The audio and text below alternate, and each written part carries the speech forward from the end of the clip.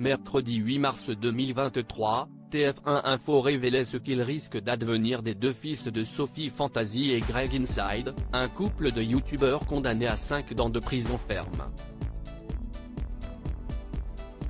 Si l'un des enfants est majeur, le second n'est âgé que de 11 ans. YouTube est entaché par un nouveau scandale.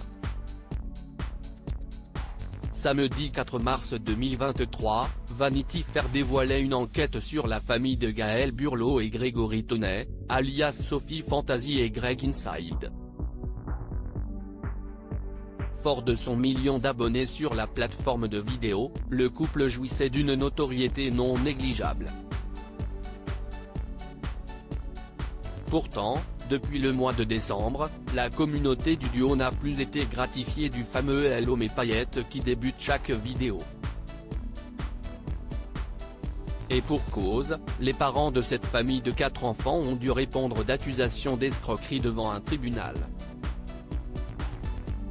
Ils ont été condamnés à 5 ans de prison ferme, ainsi qu'à 100 000 € d'amende.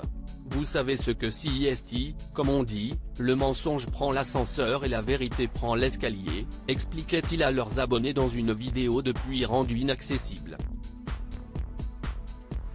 Un business de l'amour factice. La vérité, selon Vanity Fair, CIST que pendant près de 2 décennies, Gaël, Grégory et leurs anciens associés, d'une agence matrimoniale, note de la rédaction, auraient promis à des âmes solitaires de trouver le grand amour auprès de femmes venues d'Europe de l'Est ou d'Asie du Sud-Est.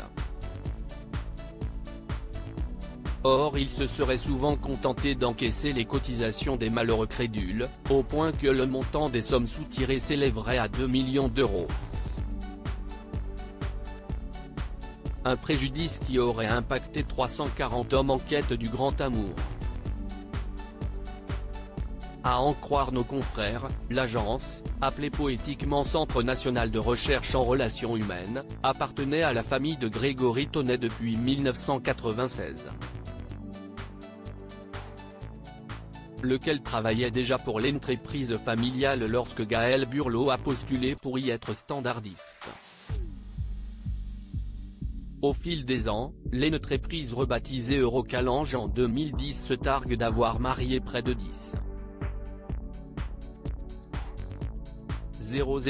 personnes et de bénéficier de partenariats avec des agences en Ukraine, en Biélorussie, Russie, mais aussi au Vietnam ou au Cambodge. Des antennes ouvrent dans les grandes villes de France, de Paris à Marseille. Poudre aux yeux. La famille se retrouve placée en garde à vue dès 2014 pour répondre à des accusations d'escroquerie en bande organisée et d'abus de faiblesse. Un an plus tard, l'agence est mise en liquidation judiciaire. Des condamnations en cascade pour la famille. Il faudra attendre 2022 pour que des poursuites se matérialisent après les premières plaintes de clients. Comme le rapporte Le Progrès, le 6 mars 2023, en décembre dernier, la youtubeuse Sophie Fantasy, l'ancienne gérante Anne-Marie Musée, la mère de Grégory Tonnet, note de la rédaction, et ses 3 fils, ainsi que 9 autres prévenus avaient comparu à Lyon. 3 mois plus tard, le verdict tombe. Anne-Marie Musée est condamnée à 5 années d'emprisonnement dont 3 ans avec sursis et 20 000 € d'amende. Son fils, Roland Tonnet, responsable du service juridique et contentieux de l'agence, a été condamné à 4 ans d'emprisonnement dont 2 ans avec sursis et 10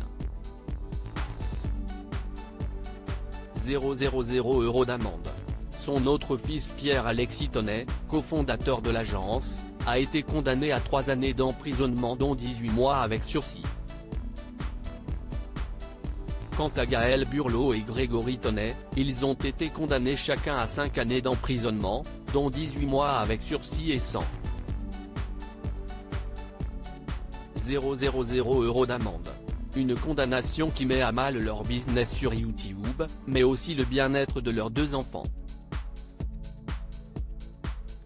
les histoires de nos parents ne nous concernent pas, comme le rappelle TF1 Info, mercredi 8 mars 2023, Néo, 18 ans et Swan, 11 ans, sont les fils du couple.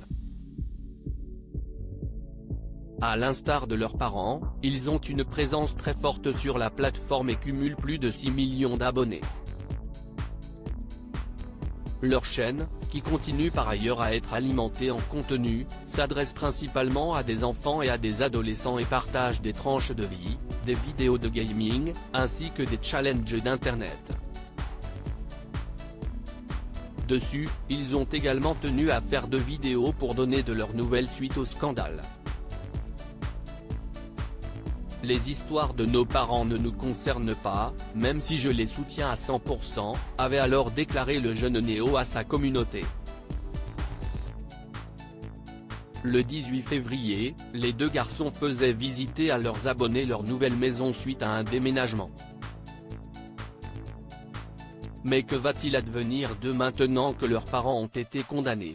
Selon nos confrères, le tribunal a délivré à l'encontre du couple un mandat de dépôt à effet différé avec exécution provisoire afin de trouver une solution pour Swan et Néo.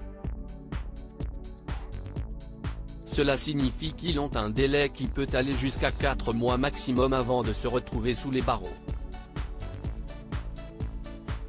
Le fils aîné étant majeur, la question ne se pose plus.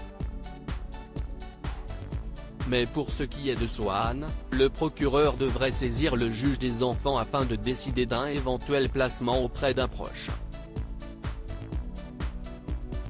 À lire aussi: la situation est terrible, Néo, le fils de Sophie Fantasy, réagit à la condamnation de ses parents pour escroquerie.